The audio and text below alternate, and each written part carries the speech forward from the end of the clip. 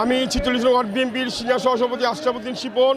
আমাদের ঢাকা ৬ আসনের ধানশেখ কান্ডারি জনাব ইঞ্জিনিয়ার ইশরাক হোসেনের নির্বাচনী প্রচারণার জনসভায় আমরা আজকে সবাই যুবদল স্বেচ্ছাসেবক দল মিলে এসেছি। ঢাকা ৬ আসনের বাসীকে বলতে চাই, আপনারা যদি মরহুম সাদেক হোসেন খোকাবায়ের সুযোগ্য সন্তান জনাব ইঞ্জিনিয়ার ইশরাক হোসেনকে আপনারা বিজয় করে নিয়ে আসেন, তাহলে আমাদের ইঞ্জিনিয়ার ইশরাক হোসেন আপনাদের যতগুলো সমস্যা আছে সব সমস্যা সমাধান করবেন। আপনারা এলাকাবাসীরা আস্থা রাখতে পারেন।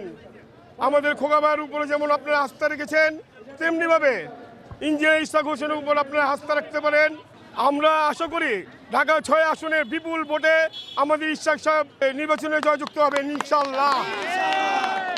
12 তারিখ সারাদিন ধানের শীষে ভোট দিন। 12 তারিখ সারাদিন ধানের শীষে ভোট দিন, ধানের শীষে ভোট দিন, ধানের শীষে ভোট দিন।